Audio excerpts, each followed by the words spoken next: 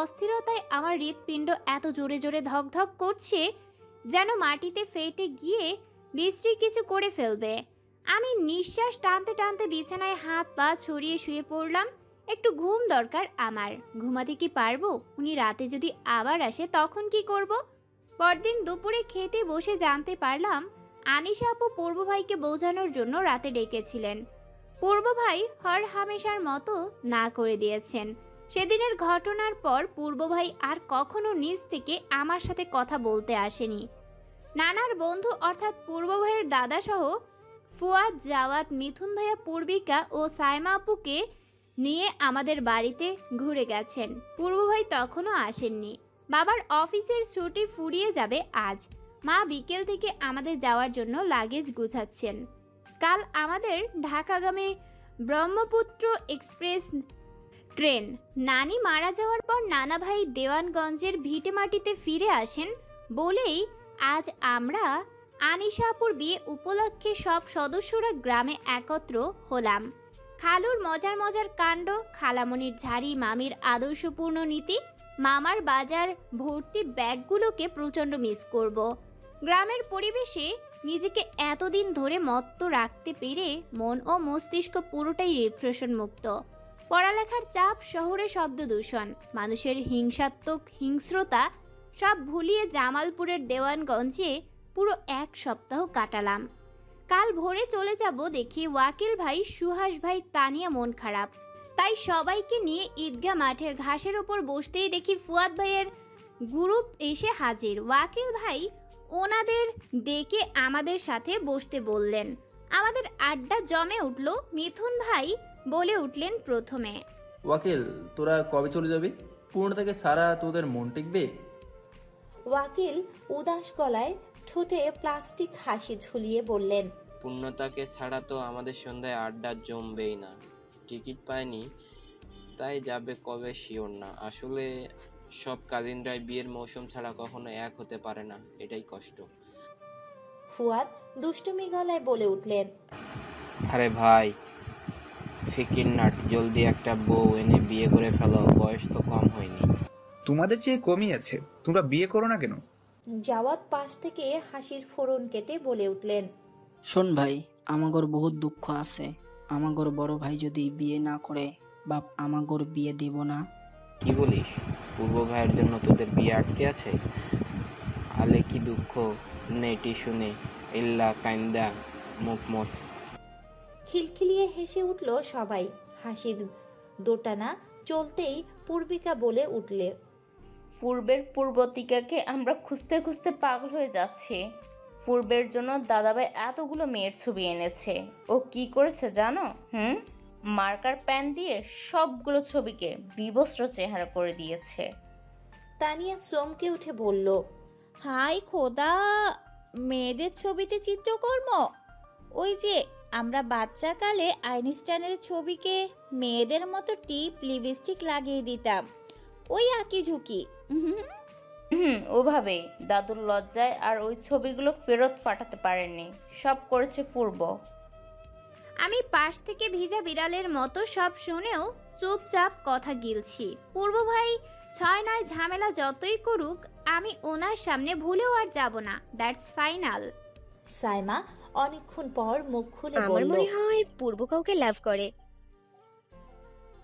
সাইমার কথা শেষ না হতেই মিথুন ভাই চেঁচিয়ে বলে উঠল, ইম্পসিবল। কথাবার্তা বলবি না সাইমা।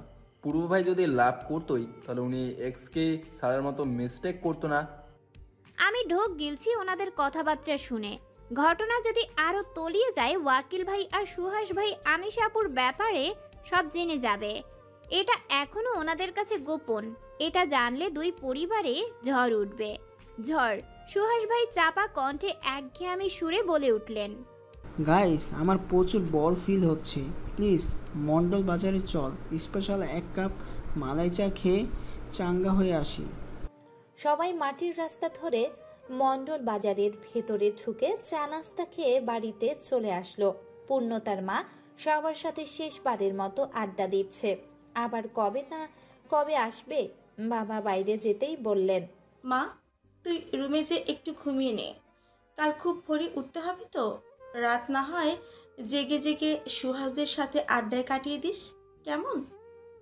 আনিশা আপু গ্রামের সব রেওয়াজ এবং ঐতিহ্যবাহী নিয়ম পালন করে শ্বশুরবাড়ি চট্টগ্রামে চলে গিয়েছেন।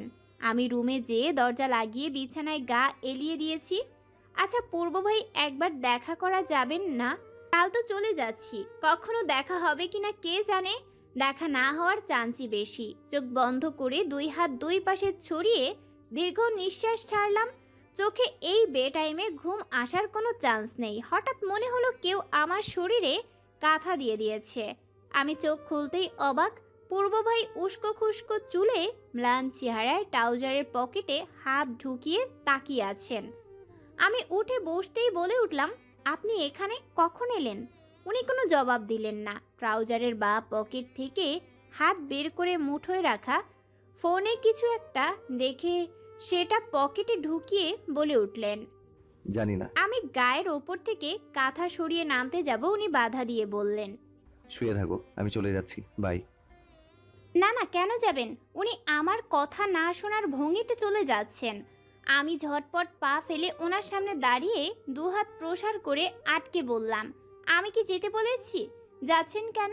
উনি আমার পিছনে থাকা জানালা দিয়ে আকাশে চোখ রেখে নির্লিপ্ত গলায় বললেন, আমায় কখনো আসতে বলনি, থাকার কোনো মানে হয় না।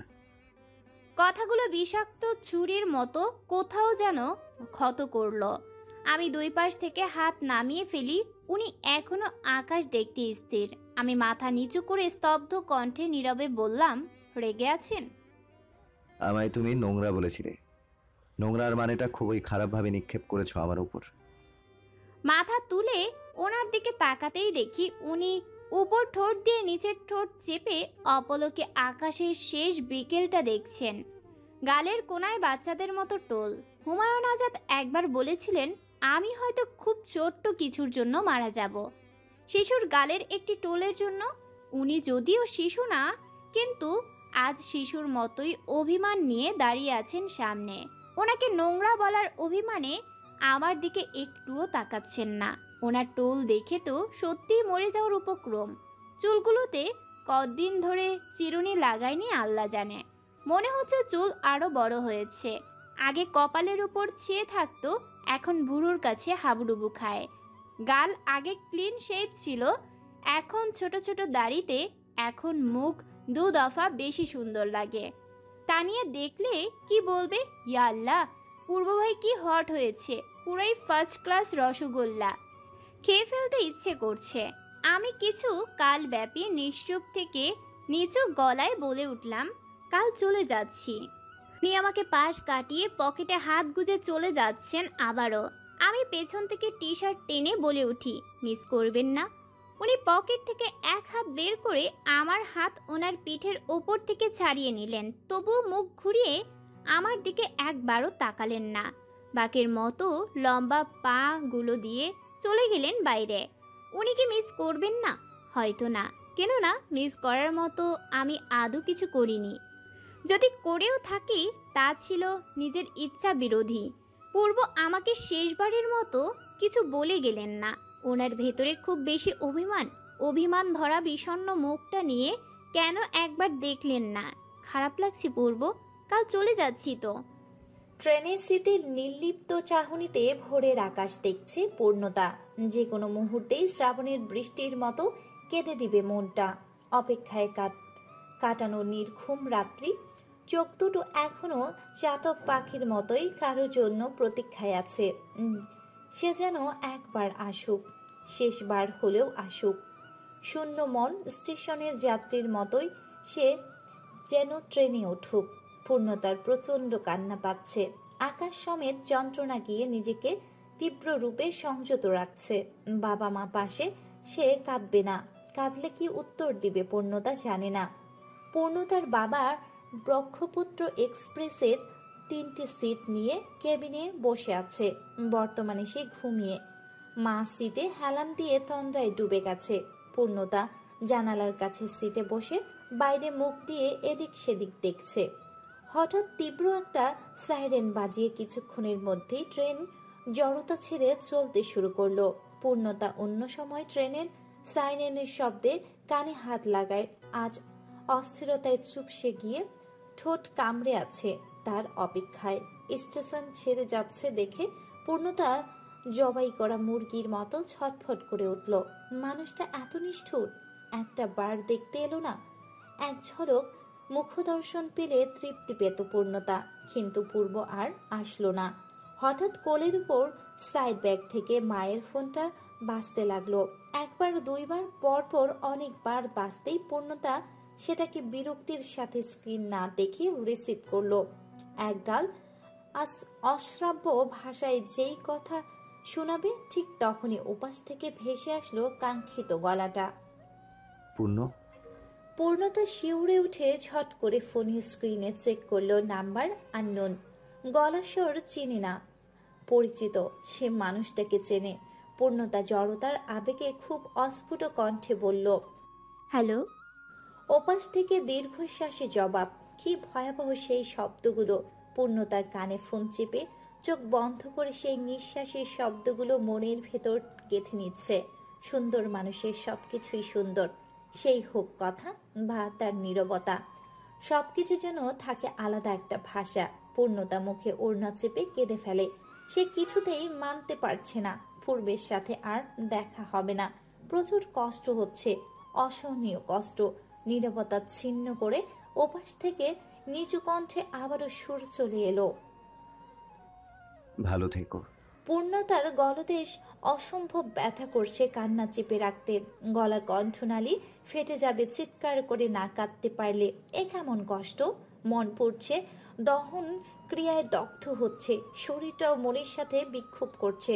ছোট্ট হয়ে লুটিয়ে থাকা অনুভূতিগুলো চোখের কান্নায় গাল গড়িয়ে ওড়না ভিজিয়ে দিচ্ছে। পূর্ণতা আর কথা বলতে পারল না। কান থেকে ফোন সরিয়ে জানালার বাইরে তাকিয়ে ঠোঁট কামড়ে কেঁদে দিল। ট্রেনের ঝকঝকানি বাতাসের হুহু হিমেল হাওয়ার টানা পড়ল পূর্ণতার অশ্রুপাতায় শব্দগুলো। কান্নার আওয়াজ বাবা মায়ের কানে যেতে পারল না, জানতে পারল না ওপাশ থেকে কল করা নিষ্ঠুর মানুষটি। শহরের জীবন মানে ব্যস্ততার ঘেরা হট্টগোল পরিবেশ, যেখানে মানুষ অনুভূতি শূন্য হয়ে জীবনের গড়া তাগিদে লড়াই করে। ভোরের সূর্য ফোটার পরেই মানুষের জীবন যুদ্ধ নেমে পড়ে ঠিকই, কিন্তু রাত যত গভীর হয় মনের অসুস্থতা ততই যেন বেড়ে যায়। ক্লান্ত দেহের নিঃশ্বাস, মনটা তখন অন্ধকার রুমে নিঃসঙ্গ হয়ে বালিশ ভেজায়। পূর্ণতার ক্ষেত্রেও তাই হলো।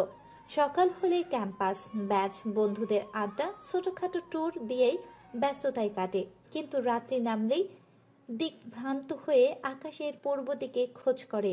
পূর্ণতার কাছে পূর্বের নাম্বার নেই, অ্যাডজাস্ট ঠিকানাও নেই। কি করে কিছুই জানে না। 1 মাস বহু চেষ্টা প্রক্রিয়ায় পূর্বকে কোথাও খুঁজে পায়নি। অনিশা ঠিকানা জানতো, কিন্তু সে ঠিকানা বলতে চায়নি। গ্রামে গিয়ে পূর্বের বিষয়ে সব তথ্য নিয়ে আসার কোনো উপায় নেই। সব রাস্তা বন্ধ, কারণ নানা ভাই দেশে নেই, চিকিৎসার তাগিদে ইন্ডিয়ায় গেছে।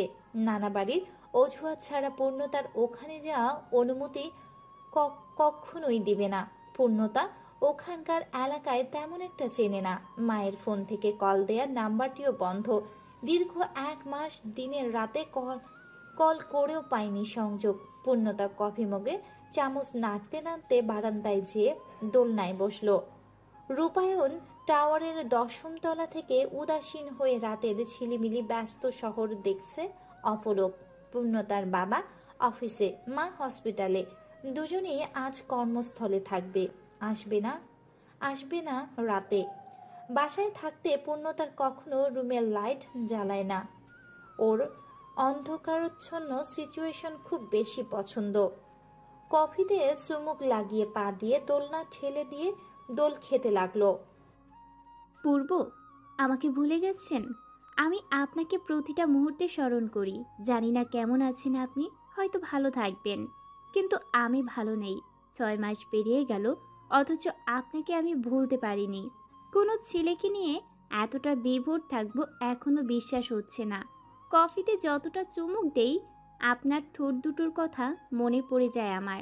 আপনিও তো ওই ঠোঁট দিয়ে এভাবেই কফি বা চা খেয়ে থাকেন, তাই না?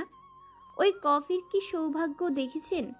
আপনার ঠোঁটের স্পর্শ বারবার সে পাচ্ছে, অথচ আমি এক অভাগা যে আপনাকে খুঁজতে খুঁজতে এখন হতবাকা হয়ে গিয়েছি।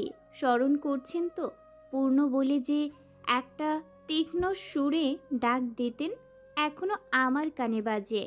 আপনার চেহারাটা ঘুমানোর পরেও এতটা স্পষ্টভাবে দেখি যে ঘুম থেকে উঠলে মনে হয় আপনি পাশে আছেন, কিন্তু আপনি তো নেই। আপনার কোনো ছবিও আমার কাছে নেই জানেন, কিন্তু মনের ক্যানভাসে আপনার ছবিটা এত রঙিন অনুভূতির রঙে এঁকেছি যে পৃথিবীর কোনো শিল্পী সেই ছবি নিখুঁতভাবে আঁকতে পারবে না। মনের শিল্পী সবাই হতে পারে না পূর্ব, মন তো কারিগর, যেখানে স্মৃতির পরশে অবাস্তব একটা দুনিয়া মানুষ নিজের ভেতরে বানায়, সুখ পায়। আমিও বানিয়েছি আপনাকে নিয়ে।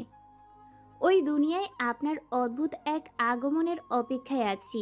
আমার বিশ্বাস, ভরসা, আস্থা আছে ছোট্ট এই গোলাকার দুনিয়ায় আপনাকে আমি খুঁজে পাবই। বিছানা থেকে ফোন আনতে গিয়ে দেখলো বন্ধু আয়মান কল করেছে অনেকগুলো। পূর্ণতা বারান্দায় গিয়ে পুনরায় দোলনায় বসে কল করলো আয়মানের নম্বরে। বাজতে বাজতে রিসিভ করলো আয়মান। হারামখোর, কতগুলো কল দিছি, ফোন সাইলেন্ট রেখে কিসের মজা পাস আমি বুঝি না। সরি বন্ধু, ফোনটা সাইলেন্টে রাখার বদ অভ্যাস আছে, এটা জানিস তো। খোঁজ পাইছিস কোনো? হুম। রাজীব, আমি শ্রেয়া কাল একটা ছোটখাটো অভিযান চালাবো, নাম দিয়েছি পূর্ব অভিযান, তুই আসবি? পূর্ণতা খিলখিল করে হেসে দিল আয়মানের কথা শুনে। আয়মান ভরকে গিয়ে বলল, ক্যালানি বন্ধ কর হারামি, বল কালকে যাবি? না দোস্ত, কাল সম্ভব না, তোরা যা। ওনার কোনো ইনফরমেশন পেলে আমাকে জানাস। বাবা মা দুজনেই বাহিরে তো। আঙ্কেল আন্টি বাসায় নাই? তুই খাইছিস কিছু? নিজেরটা নিজেই রান্না করে খেয়েছি। আচ্ছা দোস্ত রাখি, এখন ঘুমাবো। তোর মন খুব খারাপ না রে? ওই ছেলেটাকে নিয়ে আজও মনটা খারাপ করে আছিস তাই না? মিথ্যে বলবি না খবরদার। 6টা মাস কুত্তার মতো খুঁজলি, বাট পেয়েছিস বল? ছেলেটা নিজেও তোকে স্মরণ করে না পূর্ণতা। তুই যে পাগলের মতো বিহেভ করিস এ ব্যাপারেও পূর্বের কিছু যায় আসে না। ঘুমাবো দোস্ত, রাখি। পূর্ণতা কলটা কেটে মাথা নুয়ে ভারী নিঃশ্বাস ছাড়ল। নিজেকে এতটা অসহায় লাগছে। সিয়ামের সাথে ব্রেকআপের সময়ও এতটা অসহায় বোধ হয়নি। পূর্ণতা মাথা তুলে আকাশে তাকিয়ে চোখ বন্ধ করে পূর্বের কল্পনা করলো।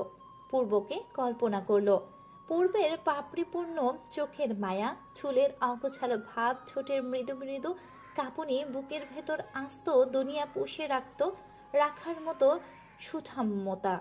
পূর্ণতা পূর্বের সৌন্দর্যে কল্পনাতীতে মগ্ন হয়ে সুন্দর সুরে ঠান্ডা পরিবেশে গান ধরল তাহসানের।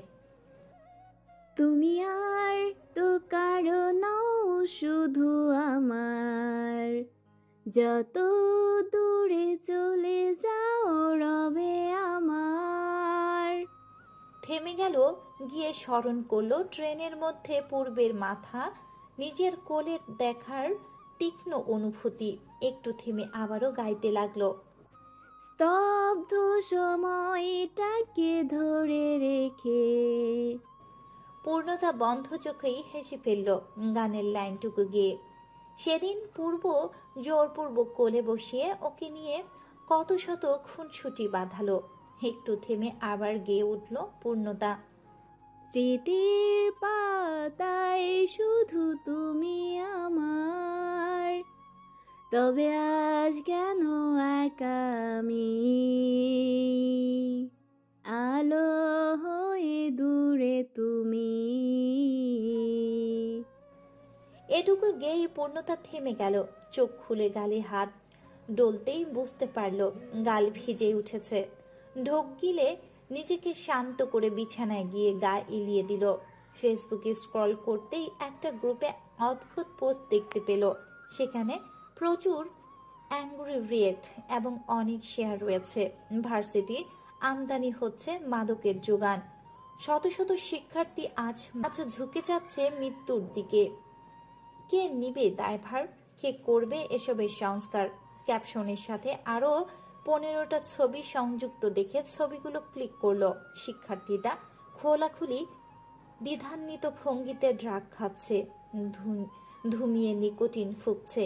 পূর্ণতা বিড়বিড় করে কপাল কুঁচকে বলল, ছাত্রনেতারা কোথায়? ওদের চোখে এসব পড়ে না? দিন দুপুরে শিক্ষার্থীরা নেশা করে বেড়াচ্ছে, কেউ কিচ্ছু বলছে না। পূর্ণতা ডেটা কানেকশন অফ করে ডান কাঁধে ফিরে ঘুমিয়ে পড়ল। এসব দেখতে ওর রুচি নেই। নাস্তার টেবিলে ডিম চিনিতে ভাজা পাউরুটি পিসে কামড় দিতেই বাবা চায়ে চুমুক দিয়ে বললেন, পূর্ণতার মা কথাটা বলেছিলে? হ্যাঁ। মা পাউরুটির উপর ছুরি দিয়ে জেলি ভরাতে বলে উঠলেন, না, তুমি বলো। আমি দুজনের কথায় বেশ চিন্তিত হয়ে পাউরুটিতে আরেক কামড় দিয়ে বলে উঠলাম, তোমরা কি আমাকে নিয়ে কিছু বলতে চাচ্ছ? বাবা ভরা গলায় বললেন, কি বিষয়ে? শোন মা, তুই তো বলেছিলি অনার্সে উঠলে আমরা তোর জন্য ছেলে দেখতে পারবো। এখন তুই অনার্সে পড়ছিস, আবার এই ফাঁকে আনিশার বিয়েটাও সেরে গেল। এখন তোর নানা ভাই খবর পাঠিয়েছে তোর বিয়েটা সেরে ফেলতে। তুই বুঝতে পারছিস তো কি বিষয়ে কথা বলছি? আমি চোখ স্থির করে খাওয়া আটকে থম মেরে তাকিয়ে আছি। বিয়ের কথা কেন উঠল? আমি কিভাবে বিয়েতে মত দিব? বাবা আমার প্লেটে আরেক পিস পাউরুটি তুলে দিয়ে বললেন, তোর ব্যাগে একটা ছেলের ছবি চুপি চুপি রেখেছি, ওটা দেখে বলিস। আর তোর মা খুব পছন্দ করেছে ছেলেটাকে। এখন তুই যদি ছেলেটার সাথে কিছু সময় কাটিয়ে দেখতি তাহলে ভালো হতো। আমি ফট করে জোর গলায় মায়ের উদ্দেশ্যে বললাম, বাবা, মা যদি ছেলেটাকে এতই পছন্দ করে তাহলে এক কাজ করো, ওই ছেলের সাথে মাকে বিয়ে দিয়ে দাও। আমার লেট হয়ে যাচ্ছে, বাই। ব্যাগটা কাঁধে ঝুলিয়ে হন্তদন্তে বেরিয়ে যেতেই ক্যাম্পাসের গেটে পথ আটকালো বন্ধু টিম। রাজীব আয়মান বাইক দিয়ে এসেছে, শ্রেয়া এসেছে রিক্সা করে। আজ নাকি ক্লাস হবে না, ভার্সিটিতে একটা ফাংশনের আয়োজন করা হয়েছে, যা আমি বা আমার বন্ধু দল জানতো না। রাজীব মুখ গোমরা করে বলে উঠল, এখন কি হবে পূর্ণতা? তোর আর আমার রিপোর্ট কালেক্ট করা এখনো বাকি। পরশু লাস্ট ডেট, কাল ফ্রাইডে। শ্রেয়া রাজীবের পিঠে দুম করে একটা খিল বসিয়ে খিলখিল করে বলল, তোদের দুইটাকে থাপ্পড় দিয়ে কান লাল করে দেওয়া উচিত। পূর্ব নামক পুরুষকে খুঁজে তো পেলি না, এখন রিপোর্টটা কিভাবে করবি আমিও দেখব। আয়মান কিছুটা দূরে দাঁড়িয়ে ফোনে কথা বলছিল। শ্রেয়ার বাজখাই গলার কণ্ঠ শুনে কাছে ভিড়ে ফোন কেটে পূর্ণতার দিকে জিজ্ঞাসু সুরে বলল, নটাঙ্কি, এটা চেঁচাচ্ছে কেন? কিরে? আমি অন্যদিকে মুখ ঘুরিয়ে শান্ত কণ্ঠে বললাম, রিপোর্টের জন্য। তোরা দুটো তো অন্য ডিপার্টমেন্ট, তোদেরটা আরও দেরি আছে। কিন্তু পরশু যে আমার আর রাজীবের জমা দেওয়ার ডেট মনে ছিল না। শালার এই জন্যই ওয়ার্ন করেছিলাম, আগে রিপোর্টটা কমপ্লিট কর, তারপর ওই পূর্ব পশ্চিমকে খুঁজিস। আমার কথার মূল্য আছে। পাশ থেকে রাজীব মিনমিন করে বলে উঠল, পূর্ণতা একটা উপায় আছে, বলবো? কি উপায়? তোর না একটা খালাতো ভাই আছে ওয়াকিল, সে তো মাস্টার্সে পড়ছে, ওনাকে একটু বল আমাদের হেল্প করতে। ইস রে, আমার মাথায় কেন বুদ্ধিটা এলো না? এই কাজের জন্য ভাইয়া বেস্ট। ওয়াকিল ভাইয়া ঢাকা বিশ্ববিদ্যালয়ে পড়ে। আমরা সবাই বাস ধরে বাংলাদেশের সবচেয়ে নামকরা বিশ্ববিদ্যালয়ের সামনে যেয়ে দাঁড়ালাম। ব্যাপার কি? এখানে দেখি উৎসব মুখর সাজ। আজ আসলে দিনটা কি? আমি রাজীবের দিকে প্রশ্নাত্মক দৃষ্টিতে তাকাতেই রাজীব মুস্কি হেসে বলে উঠল, দোস্ত, ওদের ক্যাম্পাসে পেশনারদের ইভেন্ট, যাবি ভেতরে? আমি হ্যাঁ সূচকে মাথা নাড়িয়ে ভেতরে ঢুকে ওয়াকিল ভাইকে কল দিলাম। ফোন রিসিভ করছে না, বাজতে বাজতে বন্ধ হয়ে যাচ্ছে। প্রচুর ভিড়, শিক্ষার্থীদের জমকালো সাজ। সুদূরে একটা বিশাল স্টেজ সাজানো হয়েছে, সেখান থেকে মেবি কারোর গান গাওয়ার আমেজ উঠবে। মাথার উপর গ্রীষ্মের তেজি সূর্যে আমার প্রায় ক্লান্ত হয়ে একটা গাছতলার নিচে পাকা পাটাতনে বসলাম। এর মধ্যে মাইকে একটা অ্যানাউন্সমেন্ট হতেই আমরা বাধ্য হয়ে কানে দুই হাত চাপলাম। কি চিৎকার! শিক্ষার্থীদের মধ্যে মেয়ের চিৎকারটাই যেন তুঙ্গে, মাইকের চেয়েও তীব্র চিৎকার। রাজীব আর আয়মান শ্রেয়াও আমাকে রেখে ঠান্ডা কোক আনতে বাহিরে চলে গেল। শ্রেয়ার মধ্যে চাপা উত্তেজনা কাজ করছে। আমি মুখ তুলে ওর দিকে তাকিয়ে বলি, তুই ওদের নবীনবরণ নিয়ে এক্সাইটেড কেন? শ্রেয়া মুখে হাজারো হাসির আভাস ফুটিয়ে বলল, একটু আগে যার নাম অ্যানাউন্স হয়েছে সে কে জানিস? না তো, কিন্তু তুই কি তাকে চিনিস? আবার জিগাই। এই ভার্সিটিতে আমার এক আপু পড়ে, বুঝলি? সে তো ওই ছেলেটার উপর হাবুডুবু খায়, কিন্তু সমস্যা একটাই, ছেলেটা পলিটিক্স করে, তাও খারাপদের সাথে। সবাই বাইকের মতো ভয় পায়। ওহ, হঠাৎ দেখি আমার ফোনে ওয়াকিল ভাইয়ের কল। পূর্ণতা কল দিয়েছিল, তুই এগুলো স্কল? ভাইয়া, আমি তোমার ভার্সিটিতে স্টেজটা থেকে অনেকটা দূরে একটা গাছ আছে না, ওখানে আছি, তোমার হেল্প লাগবে। কি আজব! কি তাজ্জেব, তুই আইবি থেকে আসলি? খালা জানলে তোর যা হাল করবে। গ্যাং আছে ভাইয়া, তুমি একটু জলদি আসো। আমি পারবো না। পূর্ণতা, তুই একটু স্টেজের পাশে যে বিল্ডিং আছে না, ওটার 3rd রুমে আয়। ওরা আমাকে ছাড়বে না, বুঝলি? কিছু ভাইয়া, ওখানে প্রচুর ভিড়, তোমার রুমে আসতে প্রচুর দম যাবে। করার নেই বোন, তোরা আউট স্টুডেন্ট জানতে পারলে গলা ধাক্কা দিয়ে বের করবে। ওদিক দিয়ে আসলেই বিপদ। আমার সাথীরা কাজের জন্য ছাড়ছে না, কিভাবে আসি? আচ্ছা, আমরাই আসছি। বাধ্য হয়ে ভিড় ঠেলতে ঠেলতে রাজীব ও আমার রিপোর্ট শিট হাতে নিয়ে এগুচ্ছি। ওই দুটো কোকের নাম করে কোথায় যে গেল আল্লাহ মালুম।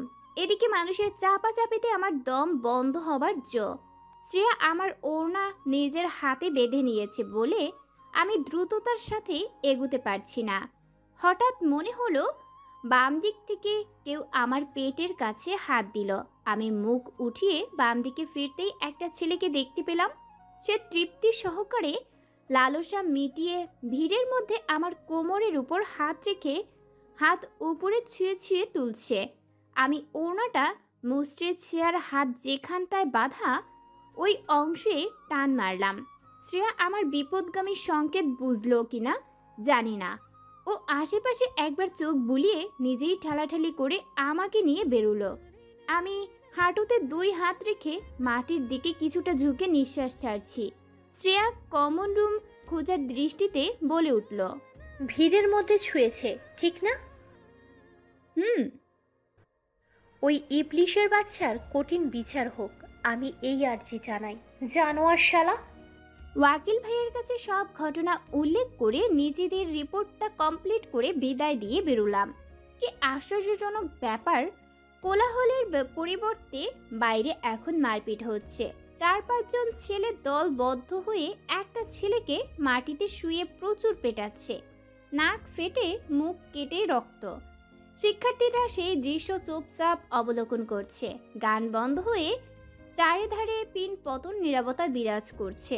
আমি একটু খেয়াল করতেই চমকে উঠে শ্রেয়ার কবজি ধরে চেপে ধরলাম। শ্রেয়া আমার হাতের উপর হাত রেখে বলল, ঠিক হয়েছে, ওই ছেলেটাই তো ছুঁয়েছিল। আমার ষষ্ঠ ইন্দ্রিয় বলছে নিশ্চয়ই কিছু ঘোরতর কাহিনী হচ্ছে আমার সঙ্গে। আমি ইঙ্গিতপূর্ণ ভাষাটা মিলাতে পারছি না। একটু আগে ভিড়ের মধ্যে এই ছেলেটা আমাকে স্পর্শ করেছিল, এখনো জনসম্মুখে মার খাচ্ছে। সব কিছুই কেমন জটলা লাগছে, মানে সব কিছু। আমাকে বিব্রত বোধ করতে দেখে শ্রেয়া গেটের বাইরে এনে টিস্যু দিয়ে আমার কপালে লেগে থাকা ঘাম মুছিয়ে বলল, পূর্ণতা, তুই উদ্ভট বিহেভ করছিস কেন? ওই ছেলে মার খাচ্ছে, একদম ঠিক হয়েছে। দেখেছিস, দোয়া করতে দেরি, কবুল করতে দেরি না। আমি ছটফট করে এদিক ওদিক মাথা ঘুরিয়ে চঞ্চলতার সুরে বলে উঠলাম, শ্রেয়া, আমার কেমন জানি ফিল হচ্ছে। আমার মন খুব ঘাবড়ে যাচ্ছে দোস্ত। কিছু তো নিশ্চয়ই আছে এখানে, আমি ধরতে পারছি না, দেখতে পারছি না, শুধু অনুভব করতে পারছি। শ্রেয়া ব্যাগের চেন খুলে পানির বোতল এগিয়ে বলল, পানিটা খেয়ে নে, তুই তো মারামারি দেখতে পারিস না, তাই হয়তো মন বেচেন হয়ে আছে। আমি ধাক্কা দিয়ে বোতল সরিয়ে চেঁচিয়ে বললাম, না, আমি মারামারির জন্য এমনটা করছি না, ভুলেও এটা ভাববি না। আমার মন বলছে এখানে এমন কিছু আছে যা আমি বহুদিন ধরে খুঁজছি। গদ্ধবের মতো কথা বলিস না পূর্ণ। পূর্ণ ডাকটা বিদ্যুতের মতো মাথায় চিলিক দিয়ে উঠল। আমি সাথে সাথে শ্রেয়ার দিকে তাকিয়ে স্পন্দন ভঙ্গিতে বলে উঠি, আমি হয়তো পূর্বকে দেখেছি, পূর্ব এখানেই আছে। শ্রেয়া কপাল কুঁচকে কৌতূহল দৃষ্টিতে তাকিয়ে বলল, কি? এখানে তোর সেই কাপুরুষ থাকবে? পূর্ণতা, প্লিজ প্লিজ, পাবলিক প্লেসে আর পাগলামি করিস না, আমি হ্যান্ডেল করতে পারবো না। ও কল্পে নয়, বাস্তবেই আছে। পূর্ব এখানেই আছে, আমার মন বলছে দোস্ত। আমাদের মধ্যে এক দফা তর্ক যুদ্ধ হতেই রাজীব ও আয়মান কোক হাতে চলে এলো। শ্রেয়ার কথা শুনে ওরা তিনজন আমাকে পাগল সাব্যস্ত করলো। আমি নাকি দিন দিন বিরহের দোটানায় পাগল হয়ে যাচ্ছি। পূর্বকে নিয়ে চারপাশে কল্পনা করছি। ওরা আমাকে আর ওখানে থাকতে দিল না, এক প্রকার জোর জবরদস্তি করে বাসায় পাঠিয়ে দিল। মাকে ফোন দিয়ে সব ঘটনা খুলে বলল। আমি রুমের দরজা আটকে ফুলদানি ছুঁড়ে মোবাইলটা আছাড় মেরে পাটে পাটে আলাদা করে ফেলেছি। বিছানার চাদর উল্টে বালিশের তুলা বের করে রুমের চেহারা বিভৎস করে ফেলেছি। আমার তাণ্ডবের শব্দে মা না পারতে এক্সট্রা চাবি দিয়ে দরজা খুলে ভেতরে ঢুকলো। আমাকে ঠাস করে থাপ্পড় মেরে আলমারির সাথে ধাক্কা মেরে বলল, আমি যদি আরেকবার পাগলামি করি সোজা অ্যাসাইলামে পাঠিয়ে দেবে। বাবা অফিসের কাজ ফেলে ছুটে এলেন আমার কাছে। আমি বারান্দায় বসে দোলনায় মাথা রেখে চোখের পানি ফেলছি। বাবা আমার সামনে বসে মুখের ওপর থেকে চুল সরিয়ে শান্ত কণ্ঠে বললেন, মারে তুই বড় হয়েছিস, এখন এভাবে জেদ করলে চলে? তুই কোনো ছেলের জন্য এমন করছিস আমাকে বল, আমি সব বন্দোবস্ত করব। চোখ থেকে টলটল করে পানি নাক গড়িয়ে দোলনায় পড়ছে। বাবা যে অফিস থেকে সোজা আমার রুমে এসেছেন বোঝাই যাচ্ছে। পায়ের শু জুতাও খুলেনি এখনো। মাথায় হাত বুলাতে বুলাতে বলে উঠলেন, তোর মায়ের সাথে কথা বলবি না তুই? কিভাবে গালটা লাল করে দিছে। তোর নানা বাড়িতে থাকলে এই মহিলাকে বাপের বাড়ি পাঠিয়ে দিতাম। আমি তপ্তকর নিঃশ্বাস ছেড়ে নাক টেনে মাথা তুলে বললাম, মা আমাকে মারলো কেন? আমি তো ওনার সাথে বিদ্রূপ আচরণ করিনি। তোর মায়ের তো সবখানেই আঙুল ঢুকিয়ে কথা বলার স্বভাব। তুই ওঠ, মুখটা ধুয়ে নে, আমার সাথে খাবি। তুমি অফিসে যাবা না? মেয়ে আমার কাছে, আমার আবার কিসের অফিস? জাহান্নামে যাক অফিস। বাবার কথা শুনে হাসতে বাধ্য হলাম। বাবার এই ছোট ছোট আচরণগুলো আমার জন্য অনেক কিছু। কোনো মেয়ে তার মায়ের চেয়ে বাবাকে তেমন প্রায়োরিটি দেয় না। বাবা মানে রাগী মেজাজি খিটখিটে প্রাণী, যার সাথে কথা বললেই খাবো ধমক। কিন্তু আমি আমার বাবার কাছে বাবার সাথে সবচেয়ে বেশি বন্ধুসুলভ। বাবা নিজ হাতে খাইয়ে দিতে বললেন। ছেলেকে নাম কি, কোথায় থাকে? কিছুই জানি না, নাম জানি শুধু পূর্ব। পূর্ব? বাপ মা আর নাম খুঁজে পেল না, ছেলের নাম রাখলো পূর্ব। তুমি ফাজলামো করো না বাবা। শুধু নাম জানলে তো কিছুই করা যাবে না, আর কিছু জানলে বল। নানা ভাইয়ের বন্ধু ওয়াসিফ নানার নাতি হয়, বড় নাতি। বাবার মুখ আগুনের পুড়ে যাওয়ার ভস্মস্তূপের মতো কালো হয়ে গেল। আমি খাবার চিবিয়ে কিছু বলবো, বাবা তার আগেই বলে উঠলেন, পানি খা, আমি দেখছি ব্যাপারটা। তোর মায়ের কানে এই ব্যাপারে কিছু বলিস না, ভুলেও নাম উচ্চারণ করবি না, ঠিক আছে? আমি অবুঝের মতো মাথা নেড়ে চেড়ে হ্যাঁ বোঝাই। বাবা প্লেট হাতে চলে গেলেন রুমের দরজা চাপিয়ে। বাবা হঠাৎ এমন অদ্ভুত আচরণ করলেন কেন? পরদিন সকালে এক নাগারে কলিং বেল বাজানোর শব্দে ঘুম ভেঙে গেল আমার। কে এলো এত সকাল সকাল? মা খুব সকালেই হসপিটালে চলে গেছে। বাবা তো নাক ডেকে ঘোড়া বেচে ঘুমাচ্ছে। এক বালতি পানি ঢাললেও ওনার ঘুম এক ফোঁটাও ভাঙবে না, এমন কঠিন ঘুম তার। কলিং বেল এখনো বাজিয়েই যাচ্ছে। উফ, মহাভারত কি অশুদ্ধ হয়ে যাচ্ছে নাকি? মরার ওড়নাটাও কাজের সময় হাতের কাছে পাই না। তাড়াতাড়ি ওয়ার্ড্রোব থেকে চাদর নিয়ে টি শার্টের উপর জড়িয়ে দরজা খুলতেই দেখি দারোয়ান। লোকটার মুখ কিশমিশের মতো বিরক্তিতে চুপসে আছে। আমাকে দেখেই সে বলল, আপনার নিচে একজন ডাকছে দেখা করবে বলে। কে ডেকেছে? এটা আমি কেমনে কইতাম, আমি তো মানুষের পার্সোনাল লাভ লইয়ার বইয়ে থাকি না। পার্সোনাল লাইফকে পার্সোনাল লাভ বানিয়ে দারোয়ানটা চলে গেল নিচে। একবার নিজের দিকে তাকালাম। ঢোলা পায়জামা, লং টি শার্ট, গায়ে চাদর ঠিকঠাক মতো আছে কিনা। লিফটের নিচে নেমে গেটের বাইরে যেই পা রাখলাম, ধপাস করে পায়ের কাছে কিছু পড়লো। বুক ধরফর করে উঠল আমার। আমি কয়েক পা পিছিয়ে মানসিকভাবে বেহল হয়ে ঢোকের পর শুধু ঢোক গিলতেই পায়ের কাছে ছেলেটা হাঁটু গেড়ে দু হাতে জোর করে বলে উঠল, আমাকে ক্ষমা করে দেন আপু, আই এম সরি। কালকে আপনার সাথে যা যা করেছি তার জন্য আমাকে ক্ষমা করে দেন। আমি আহম্মকের মতো ছেলেটার কাছ থেকে আরো পিছিয়ে গিয়ে বলে উঠলাম, তুমি এখানে কিভাবে? ছেলেটা তীব্র আকুতির সুরে আহাজারি করে বলল, আপনার কোমরে হাত দিয়েছে, ওরা আমার 3টা দাঁত ফেলে দিছে আপু, ওরা আমাকে মেরে ফেলবে। আপনি শুধু একবার বলুন আমাকে ক্ষমা করে দিছেন, ওরা আমাকে ছেড়ে দিবে। আমি ভাব সম্প্রসারণ মেলানোর মতো শব্দই খুঁজে পাচ্ছি না। একবার এপাশ ওপাশ তাকিয়ে সন্দেহজনক কাউকে দেখতে না পেয়ে ছেলেটার দিকে বলে উঠলাম, আচ্ছা ক্ষমা করলাম, আর কখনো কোনো মেয়েকে হ্যারাস করবে না। ছেলেটা অনেকগুলো ধন্যবাদ দিয়ে চোখের পানি মুছে শার্টের হাতায় মুছে ল্যাংচে ল্যাংচে চলে গেল। আমি ওর খুঁড়িয়ে খুঁড়িয়ে হাঁটা দেখছি। সাজ সকালে এ কেমন অদ্ভুত কাণ্ড হলো। আমাকে টাচ করার ব্যাপারে আমি আর শ্রেয়া ছাড়া অন্য কেউ জানতো না, সেখানে তৃতীয় ব্যক্তি কিভাবে জানলো? সবকিছু কেমন ঝাপসা লাগছে, খুবই আজগুবি হচ্ছে। সকালে চোখ খুলে দেখি সব অন্ধকারচ্ছন্ন দেখছি।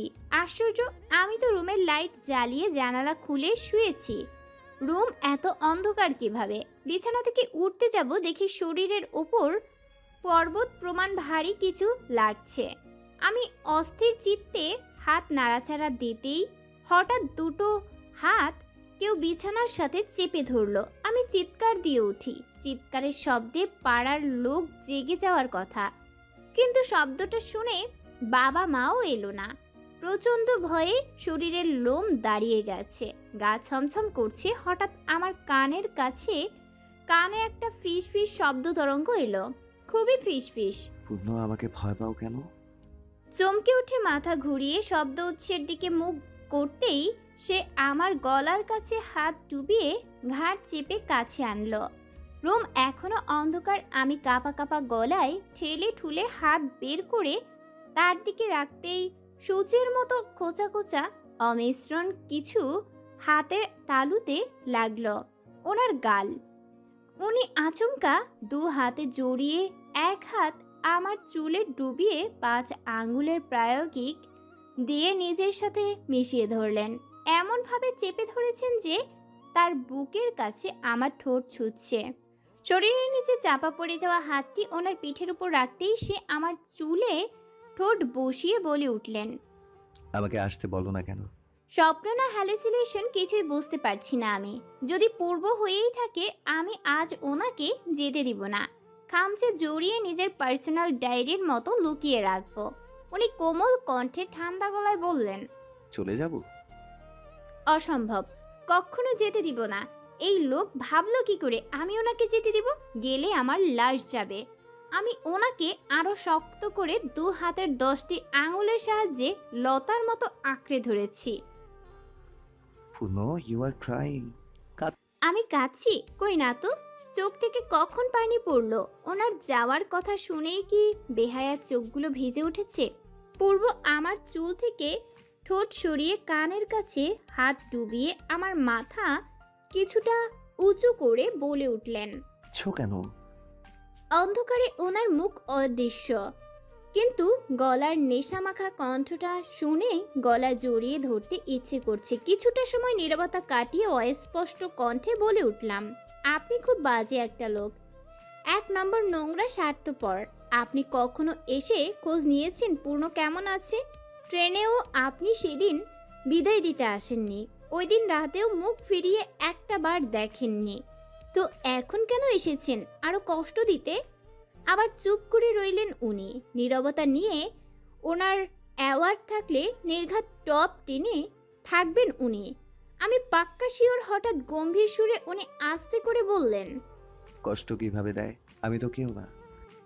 কে বলেছে কেউ না? বলতে হয় না। আপনাকে আমি মেরে ফেলবো, আপনি আমায় কষ্ট দিচ্ছেন। মা আমাকে পাগল বলে আখ্যা দিয়ে ফেলেছে। সবকিছু আপনার জন্য হয়েছে, আপনি দোষী, অপরাধী, পাপী। হঠাৎ তড়িৎ বেগে আমার পায়ের কাছে তীব্র ব্যথায় সঞ্চার হয়ে আমার সমস্ত গা ঝিমুনি দিয়ে উঠল। আমি চোখ খুলে দেখি মা সামনে দাঁড়িয়ে, ওনার হাতে মোটা কাঠের লাঠি। ওনাকে রাক্ষসীর মতো ভয়ঙ্কর লাগছে। পায়ে ব্যথা শেষ না হতেই মা শূন্যে লাঠি উঠিয়ে আরেক দফা মারলেন। কয়েক মিনিট আমি চোখ কুঁচকে দাঁতের ঠোঁট কামড়ে স্থির হয়ে আছি। কানের ভেতর শুধু ভো ভো শব্দ শুনছি। চোখের দুই প্রান্ত থেকে টপ করে পানি খসে পড়তেই বাহুতে যন্ত্রণার ঝাঁজ অনুভব করছি। তুই ভালো মানুষের মতো চলবি কিনা বল। যদি না পারিস আমি তোকে এক্ষুনি মেরে কবর দিয়ে আসবো। বল কি করবি? চোখ খুলেও অশ্রুর কারণে মায়ের চেহারা স্পষ্ট দেখতে পাচ্ছি না। হাতে আগুনের গোলা পড়লে যেমন দাউ দাউ করে ব্যথা করে, অমন করে যন্ত্রণা করছে। মা রাগে গজগজ করতেই আমার পা ধরে হ্যাচকা টান দিয়ে ফ্লোরে ফেলে দিলেন। ফ্লোরের সাথে মাথা লেগে চোখ মুখ অন্ধকার দেখছি। শরীরে প্রবল অসারে জ্ঞানহীন হওয়ার জন্য প্রস্তুতি নিচ্ছে। মা চেঁচিয়ে বলে উঠলেন, তোর মতন বেজন্মা মেয়েকে পেটে ধরেছি ভাবতে গা খিনখিন করছে। তুই একটা পর পুরুষকে নিয়ে পাগলামো করছিস, ছি। আবার জল্পনা কল্পনা করছিস ওই ছেলেকে নিয়ে। তো লাঠি ফেলে মা চলে গেলে আমি ফ্লোরে শুয়ে চোখ বন্ধ করি। একটু আগে আমি পূর্বকে নিয়ে টানা ৬ষ্ঠ বারের মতো হ্যালুসিনেশন দেখেছি। পূর্বকে নিজের আশেপাশে ভেবে কল্পনার জগৎ সাজিয়ে উদ্ভট আচরণ করছি। আচ্ছা, আমি কি মেন্টালি ডিসঅর্ডার হয়ে গেলাম? Mentally sick? দুর্বল হার্টের মানুষ যেমন তীব্র ঝটকা নিতে পারে না, তেমনি পূর্ণতার মতো মানুষ প্রিয় জিনিসটার দূরত্ব মানতে সক্ষম হয় না। যে জিনিসটা প্রিয়, যেটা নিজের কাছে রাখার মতো তীব্র বাসনা, যেটা হঠাৎ এভাবে দমকা হাওয়ার মতোই হারিয়ে গেলে মস্তিষ্ক ঠিক থাকে না, মন কিছুই ভাবতে পারে না। সবাই পূর্ণতাকে মানসিকভাবে দুর্দাস্ত ভাবলেও পূর্ণতা জানে সে কল্পনা করছে। তার মস্তিষ্ক হ্যালুসিনেশন নামক শব্দটি দ্বারা বারবার নির্যাতিত হচ্ছে। এ সময় বন্ধুরাই সে সাপোর্ট করবে। পরিবারের সবচেয়ে মুখ্য ব্যক্তি মা পাশে দাঁড়াবে, কিন্তু তার একটিও জীবনে হলো না। বাবা নামক মানুষটির কাছেও পূর্ণতা সব কথা খুলে বলতে পারল না। কিছু কথা বাবা মায়ের বলা যায় না, কিছু কথা বন্ধু মহলেও বলা যায় না, কিছু কথা কাউকেও বলা যায় না। সেই কিছু কথা আজীবন নিজের ভেতর থেকেই যায়। যদি কখনো আশীর্বাদ স্বরূপ সেই কিছু কথা বলার মতো একজন বিশেষ ব্যক্তি পাওয়া যায়, তখন সে হয়ে যায় সৌভাগ্যশালী। কিন্তু পূর্ণতার জীবনে কেউ এলো না। দেয়ালে টাঙানো রঙিন ওয়ালমেটের মতোই সে নির্জীব হয়ে রইল সবার কাছে। দুপুরের তেজবর্ণ গলে গিয়ে বিকেলের লাল আভায় পূর্ণতা মেলেছে আকাশ। খোলা চুলগুলো বাতাসে উঠছে, কপালের উপর কিছু চুলের খেলা হচ্ছে। ঠোঁট জোড়া স্থির হয়ে শান্ত চোখ জোড়া দিয়ে আকাশ দেখছে। বিকেল বেলায় প্রকৃতি কি সুন্দর লাগে। চুপচাপ নীরবতায় ভঙ্গির বারান্দাতে দাঁড়িয়ে পূর্ণতা প্রকৃতি দেখছে। তার ঠিক পাশেই দাঁড়িয়ে রেলিংয়ের ওপর প্লেট রেখে আপেল কাটছে কাজের মেয়ে নুরানি। বাবা নুরানিকে পূর্ণতার দেখভালের জন্য নিয়োজিত রেখেছে।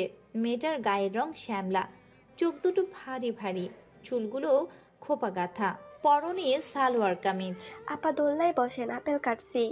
পূর্ণতা ম্লান গলায় জবাব দিল, আগে তুই খা, আমি একটু পর খাচ্ছি, আকাশটা দেখতে দে। নুরানি পূর্ণতার দৃষ্টি ধরে আকাশের দিকে চোখ ঘোরালো, দুপাটি দাঁত বের করে বলল, আজকে আকাশটা খুব সুন্দর লাগতেছে, তাই না পূর্ণতা আপা? কিরে, দোলনায় বসতে বলেছি না? ফ্লোরে বসবি, আমি তোর পা ভেঙে দিব। আপা দোলনা হইল আপনাগর বসনের জায়গা, আমি বইলে নোংরা হইব। পূর্ণতা নোংরা শব্দটা শুনে নুরানির দিকে ছট করে তাকালো। এই একটি শব্দের জন্য নিজেকে আজও খুব দোষী মনে হয় পূর্ণতা নুরানিকে এক প্রকার জোর করে দোলনায় বসিয়ে নিজেও পাশে বসলো। নুরানির বয়স কম, মাত্র 17। পূর্ণতা নুরানির মাথায় হাত রেখে বলল, নুরানি নিজেকে নোংরা বলবি না পাগলি। তুই নোংরা হলে আল্লাহ তোকে সৃষ্টি করতো না, বুঝেছিস? নে আপেলটা খা, আর কখনো এসব বলে আমাকে কষ্ট দিস না। তুই তো জানিস এ ঘরে তোর খালাম্মামাই পছন্দ করে না, এমনিতেও কষ্টে আছি। নুরানি মন খারাপ করে পূর্ণতাকে আচমকা জাপটে ধরল। পূর্ণতা নুরানির মাথায় হাত বুলিয়ে কিছু বলবে, তার আগে নুরানি বলতে লাগলো, আপনি কষ্ট পান শুনলে আমার খুব কষ্ট হয় আপা। আপনি কাঁদেন না আপা, আপনার চোখে পানি ভালো লাগে না। আপনি আমারে যেমনি আদর করেন অমনি আমার নিজের মাও কদর করে নাই। অপয়া বললা গাইলাইছে, আমি বললে পূর্ণতা ওকে থামিয়ে বলল, চুপ চুপ, ওসব অতীত নিয়ে কথা বলতে যাবি না। মেয়েদের সব সময় নিচু করে দেখা হয়, ওতে তোর দোষ না। তোর পরিবার যদি তোর গায়ের চামড়া মুখের সৌন্দর্য নিয়ে কটূক্তি করে, দু কান দিয়ে ঝেড়ে ফেলে দিবি। ওগুলো কখনো ভালো মানুষ করে না। চুপ কর এখন, আপেলটা খেয়ে আমায় উদ্ধার কর। নুরানিকে ছেড়ে পূর্ণতা নিজের ওড়না দিয়ে ওর চোখ মুছিয়ে আপেল খেতে বলে। নুরানি আবদার জুড়ে বসে ঠান্ডা ঠান্ডা সুন্দর বিকেলে কিচিরমিচির পাখির আওয়াজে পূর্ণতা যেন একটা গান শোনায়। পূর্ণতার গানের গলা মারাত্মক। পূর্ণতা প্রথমে রাজি না হলেও শেষে আবদার পূরণ করলো। চোখ বন্ধ করে হালকা নিঃশ্বাস ছেড়ে গান গাইতে শুরু করলো। তোমায় ঘিরে যে ভালো লাগা হয়নি বলা ভাষায়, হাজার ভিড়ে যে খুঁজে পাওয়া সেই তুমি আজ কোথায়। তোমাকে নিয়ে সেই স্মৃতিরা আজ খুঁজে ফিরে আমাদের। কি জানো কি ভেবে আছো সুদূরে, এসো না ফিরে হৃদয়ে। নুরানিকে নিয়ে বিকেল টাইমে একটু বাইরে বেরিয়েছি। বিষণ্ণ মনটাকে একটু খুশি রাখার প্রয়াসে আবাসিক এলাকার রাস্তা পেরিয়ে নুরানিকে নিয়ে মেইন রোড দিয়ে রোজ গার্ডেনের দিকে যাচ্ছি। নুরানি ওর জীবনের মজার মজার ঘটনাগুলো আমাকে রসালো করে বলছে। মেয়েটার মন খুব নরম, কোমল, সরল, হেসে হেসেই সব কথা বলে। হঠাৎ একটা গাড়িকে লাগামহীনভাবে আসতে দেখে আমার বুকটা ধক করে উঠল। কয়েক সেকেন্ডের ব্যবধানে আমি নুরানিকে ধাক্কা মেরে ফুটপাতের অংশে ফেলে চোখ খিঁচুনি দিয়ে মুখ দু হাতে ঢেকে ফেলি। বুকটা ধকধক করে কাঁপছে। আমি অ্যাক্সিডেন্টে মরে যাব। গাড়িটা বিকট হর্ন বাজিয়ে আমার পায়ের কাছে থামতেই আশেপাশের দোকানদারের চিৎকার শুনতে পেলাম। আমি মুখের ওপর আঙুল ফাঁক করে দেখি গাড়িটা আমার একদম কাছ ঘেঁষে থেমেছে। আল্লাহ, কি ভয়ঙ্কর অ্যাক্সিডেন্ট থেকে বাঁচলাম। লোকটা গাড়ি থেকে নেমে আমার উদ্দেশ্যে গালাগালি করবে তার আগেই রাস্তায় থাকা পাবলিক লোকটাকে এক ধোলাই দিল। মদ খাইয়া গাড়ি চালাস? এইটা তোর বাপের রাস্তা? যেমনে মন চাই অমনে চালাবি? বলেই কষিয়ে মারল এক চর ওই গাড়ির ড্রাইভারকে। লোকটাকে দেখে পূর্ণতার মনে হলো নেশা জাতীয় কিছু খেয়েছে। চোখ লাল, শরীরও দুর্বল। একটুর জন্য ও বেঁচে গিয়েছে তা হাড়ে হাড়ে টের পাচ্ছে। ফুটপাত দিয়ে হাঁটলেও এখন দুর্ঘটনা থেকে নিস্তার নেই। কি আজব ট্রাফিক সিস্টেম। বিকাল পেরিয়ে সন্ধ্যা ঘনিয়ে এলে, অন্ধকার হয়ে এলে নুরানিকে নিয়ে বাসার জন্য পা বাড়াই। দোকান থেকে 2টা আইসক্রিম কিনে দুজনে খেতে খেতে বাসার সামনে আসতেই আমার চোখ থতমত খেয়ে হাত থেকে আইসক্রিমের কাপ পড়ে যায়। নুরানিও একই দর্শনে আশ্চর্যজনক ভঙ্গিমায় ঢোক গিলছে। আমিও নুরানি একে অপরের দিকে তাকালে নুরানি বলে উঠল, আপা, এটা সেই গাড়ি না যেটা আপনারে ধাক্কা মারতে নিছিল? আমি ওড়নায় হাত মুখ চেপে ঠোঁট আলতো ভিজিয়ে মাথা ঈষৎ নাড়িয়ে হ্যাঁ বোঝাই। নুরানি ঝট করে আমার পিছনে লুকিয়ে উকি মেরে সামনে থাকা তছনছ ভাঙচুর গাড়িটা দেখছে। নুরানি ভয়ে চুপসে যেয়ে মৃদু কণ্ঠে বলে উঠল, আপা, আপনার লগে জিন আছে মনে হয়, নাইলে এই গাড়ি একটু আগেই আপনারে টক্কর দিতে লইছিল। এখন এইটা মোয়ার মতো ভাঙচুর করছে কে? জিনেই করছে আপা। আমি খুবই সতর্ক দৃষ্টিতে ডান পাশ থেকে চোখ ঘুরিয়ে বাম পাশে দেখছি। জিন করবে বলে আমার বিশ্বাস হয় না। এইটা মানুষেরই কাজ। কে করেছে সেটা ধরতে পারছি না। ডান হাত এনে বুকের বাম পাশে রেখে চোখ দিয়ে এপাশ ওপাশ দেখেই যাচ্ছি। বুকটা কি ধরফর ধরফর করছে। কে আমাকে ফলো করছে। আমি নুরানিকে ছেড়ে গাড়িটার চতুর্পাশে ক্লু খোঁজার চেষ্টা করছি। যে এই গাড়িটা ভেঙেছে সে নিশ্চয়ই কোনো না কোনো ভুল করে কোনো ক্লু ছেড়েছে। বিধ্বস্ত গাড়িটার নিচে চেক করার জন্য আমি হাঁটু গুজে মাথা নুয়ে ফোনের ফ্ল্যাশ লাইট দিয়ে পর্যবেক্ষণ করতেই হঠাৎ চাকার কাছে একটা কাঠের কি রিং দেখতে পেলাম। আমি আরেকটু চেষ্টা চালিয়ে হাত সম্পূর্ণ প্রসার করে চাকার কাছ থেকে কি রিংটা আনি। ওটা উল্টাপাল্টা চেক করতেই দেখি ছোট্ট কাঠের উপর ছাপিয়ে লেখা কমরেড পূর্ব। গাছের সাথে বেঁধে হকি স্টিক হাতে 5 জন ছেলের তুখোর মেজাজে এক মধ্যবয়স্ক লোককে পিটাচ্ছে। লোকটার সাদা শার্ট ঘামের বদলে রক্তে ভিজে আছে, চোখের কোনা দিয়ে রক্ত ফোটায় অশ্রু ঝরছে, মুখ দিয়ে পড়ছে তরল রক্ত। হঠাৎ একটা তীব্র কণ্ঠ এসে বাতাসের সাথে মিশে চারধার যেন প্রবল প্রতিধ্বনিত হলো, থাম। ওরা হকি স্টিক থামিয়ে আগত কণ্ঠধ্বনিটার আজ্ঞা পালন করতে আহত লোকটার থেকে কয়েক কদম দূরে যেয়ে দাঁড়ালো। কালো শার্ট পরনে, বেশ দীর্ঘ উচ্চতা, গায়ের বেশভূষা, মুখে সুদর্শন আদল দেখলে কেউ বলবে না ছেলেটা মারাত্মক ভয়ঙ্কর নেতা। শার্টের হাতা কনুয়ে ফোল্ড করে লোকটার পেছনে থাকা গাছের উপর এক হাত রেখে কিছুটা ঝুঁকলো সে।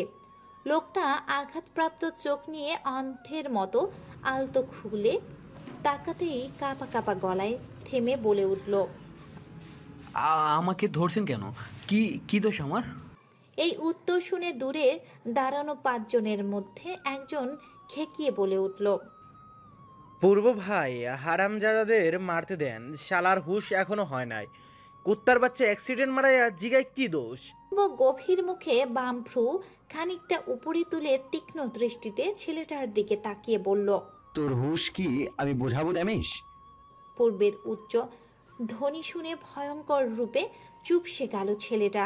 পূর্বের কাজের নখ ঢুকানোর মাথা নুয়ে ঢোক গিলে নিজের ভুল বুঝতে পারল সে। পূর্ব নিজেকে হাত ঘড়িটা চোখের সামনে এনে বলে উঠল, পাক্কা 3 ঘন্টা বেরিয়েছে। এমন 3 ঘন্টা যদি গাড়ি চালানো শিখতি তাও এনাফ হতো।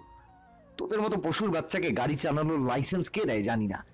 পূর্ব গাছের কাছ থেকে হাত সরিয়ে পকেট থেকে মোবাইলটা বের করে কার নাম্বারে যেন কল দিয়ে বলল, হ্যালো, আমি আয়াশ ওয়াসিফ পূর্ব বলছি। একটা নাম্বার নোট করুন, 07। এই কার্ডধারী ব্যক্তিকে গাড়ির লাইসেন্স থেকে বরখাস্ত করুন। কাল সকালের মধ্যেই যেন নিউজটা পেয়ে যাই। যথাযথ প্রমাণ পাঠিয়ে দেয়া হবে। এক্ষুনি স্টেপ নিন। ধন্যবাদ। পূর্বে কল কেটে চোখ ঘুরিয়ে ওদের 5 জনকে ইশারা করে বেরিয়ে পড়ে সেখান থেকে। পূর্ব প্রস্থান করলে নিরাজ, আরাফ, ওমর, সবুজ, কৈলেশ লোকটাকে ছেড়ে দিয়ে স্থানে চলে যায়। লোকটা এখনো ভ্যাবাচেকা খেয়ে আছে 3 ঘন্টা পিটুনি খেয়ে। আচ্ছা, এই তরুণ ছেলেগুলো কেন তাকে ইচ্ছে মতো পেটালো? কি তার মহাপাপ? রাতে খাবার শেষ করে বিছানায় বসে কাঠের চাবির রিংটা বারবার দেখছে পূর্ণতা। মনে ভীষণ আশঙ্কাময় সন্দেহ। পূর্ব কি ওকে দেখছে এখনো? হয়তো দেখছে, না হলে ভাঙচুর গাড়ির কাছে এই রিংটা পাবে কিভাবে? কমরেড পূর্ব। আচ্ছা, কমরেড দিয়ে কি বোঝায়? পূর্বের নামের আগে এ কেমন অদ্ভুত পরিচয়? পূর্ণতা মোবাইল নিয়ে গুগল ঘেটে দেখল, কমরেড মানে বিশ্বস্ত সহযোগী, যারা সবসময় পাশে থাকে, বিপদ থেকে উদ্ধারের কাজে তৎপর থাকে।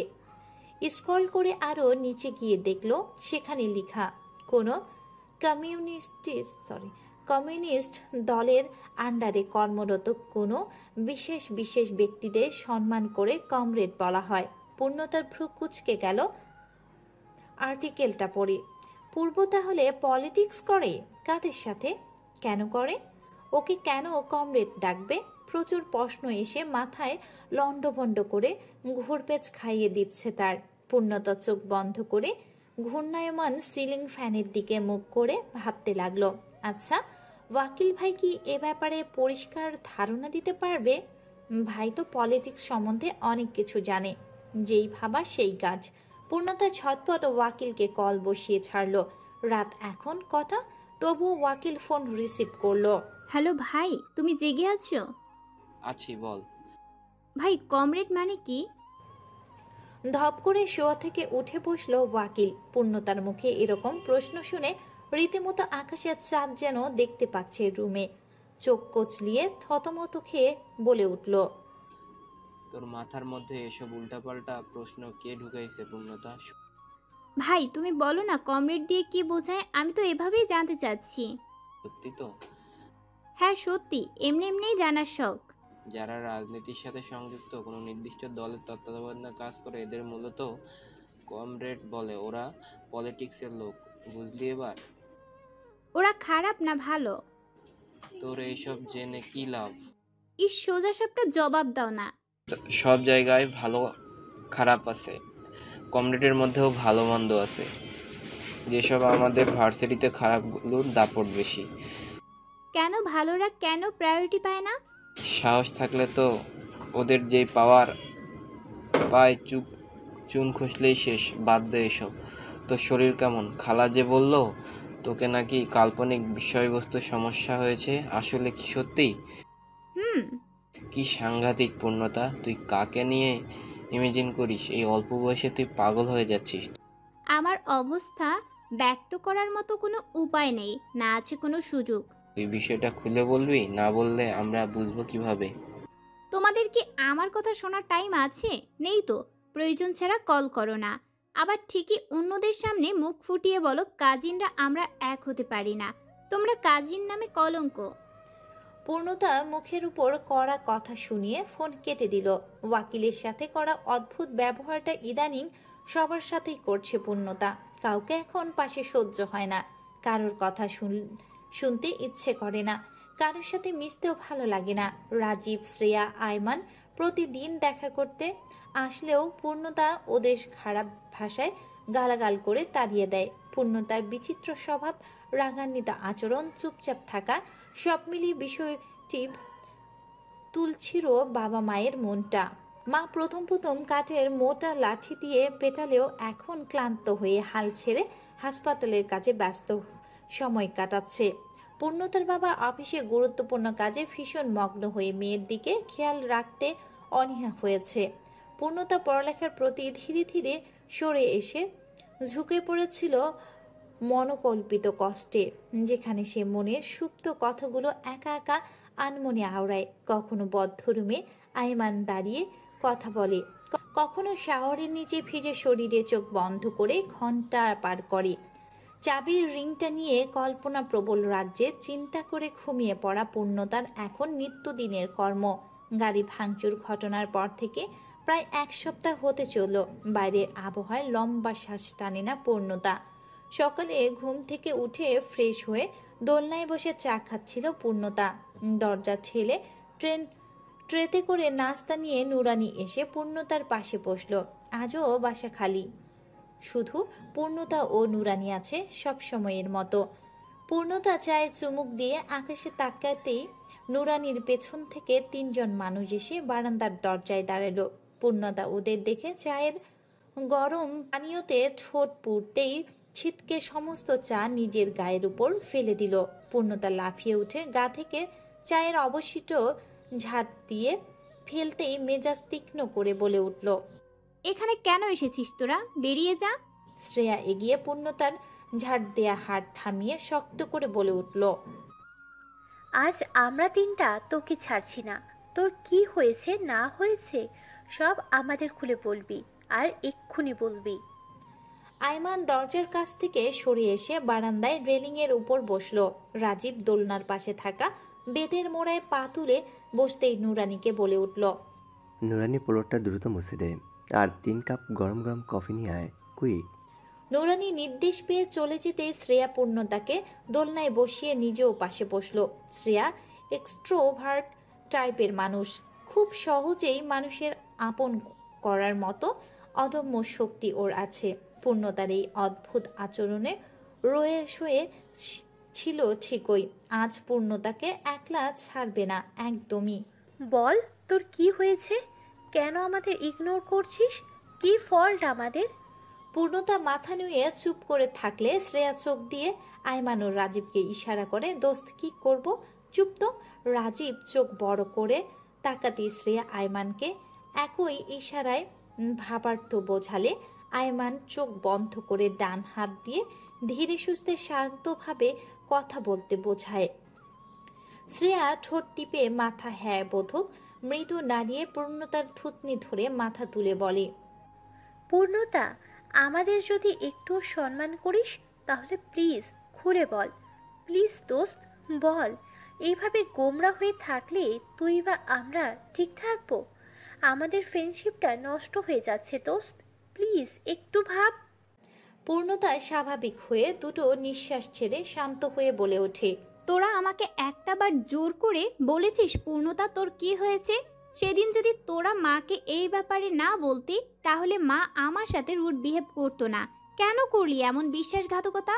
আয়মান প্রসঙ্গটা নিজের দিকে টেনে বলল, তোর সেফটির জন্যই আমরা আন্টিকে বলতে বাধ্য হয়েছি দোস্ত। তুই যেভাবে পাবলিক প্লেসে পাগলামি করতি সেটা কন্ট্রোলের বাইরে চলে যাচ্ছিল, আন্টি না জানলে। আয়মানের কথায় ফোরন ঝুলিয়ে নিজের কথা যুক্ত করলো রাজীব। পূর্ণতা, তুই একটা ব্রাইট স্টুডেন্ট, কেন ওই ছেলেটার জন্য নিজের পায়ে নিজেই কুড়াল মারছিস? এভাবে নিজের সাথে আনজাস্টিস করলে চলে? শ্রেয়া বলে উঠল, তুই ক্লাস করিস না, মক টেস্টও প্র্যাকটিস করিস না। টিচার তোর জন্য আমাদের 3টা রিপোর্টে কোয়েশ্চেন মার্ক ঝুলিয়ে দিয়েছে। পূর্ণতা অবাক হয়ে গেল শ্রেয়ার কথায়। পূর্ণতা ক্লাস করেনি তার জন্য ওদের কেন রিপোর্টে কাটা পড়বে? ওরা কি রিপোর্ট জমা দেয়নি? মক টেস্টে হলে বসেনি। ভ্রুকুচকে জিজ্ঞাসা কণ্ঠে বলল, আমার জন্য তোদের কেন মার্ক যাবে? কি করেছিস তোরা? রিপোর্ট জমা দিসনি? আয়মানের দিকে তাকিয়ে বলল, এই আয়মান, কিরে টেস্ট দিসনি? আয়মান ভারী গলায় বলল, না। পূর্ণতা কৌতূহল চোখ রাজীবের দিকে উত্তরের আশায় গেলে রাজীবও বলে ওঠে, দেইনি। এবার শ্রেয়ার দিকে চোখ ঘোরালে শ্রেয়া ডানে বামে মাথা নাড়ায়। পূর্ণতা খানিকটা জোর গলায় বলে উঠল, আজব, কেন টেস্ট দিসনি? তোরা আমাকে কনফিউজ করতে এসেছিস এখানে? প্রথমে আয়মান, পরে রাজীব এবং শেষে শ্রেয়া পর্যায়ক্রমে বলে উঠল, তুই ছাড়া একা একা রিপোর্ট জমা দিতে ভালো লাগে না। নিজেকে সেলফিশ মনে হয়। সবাই রিপোর্ট জমা দিয়ে পাশ করবে আর তুই একা পাশকে ঝুলে থাকবি, এটা মানতে পারবো না। আমরা কেউই রিপোর্ট প্লাস টেস্ট দিইনি, ক্যাম্পাসেও যাইনি, লেকচারও অ্যাটেন্ড করিনি। পূর্ণতা দোলনা ছিঁড়ে উঠে শ্রেয়া, আয়মান ও রাজীবের মাথায় খুব জোরে একটা চাটি মারল। সবাই চাপা ব্যথায় আহ করে মাথায় হাত বুলাতে থাকলে পূর্ণতা কোমরে এক হাত রেখে তর্জনী উঠিয়ে সবার উদ্দেশ্যে বলে ওঠে, তোদের মতো হারামিগুলোর জন্য আমি ঠিকমতো ডিপ্রেশনেও যেতে পারি না। আরে একটু তো ডিপ্রেশনে থাকতে দে, চাকা খেয়ে ব্যাকা হব, এটাই তো স্বাভাবিক। আর এদিকে আরেক ঝামেলার ফান্দে ফাঁসিয়ে হাজির হয়েছিস ফাজিলগুলা। নুরানি এসে কফির মগ সবার হাতে দিয়ে চলে যাবে, এমন সময় শ্রেয়া বাধা পেয়ে নিজেও একটা টুল টেনে ওদের সঙ্গে বসে পড়ল।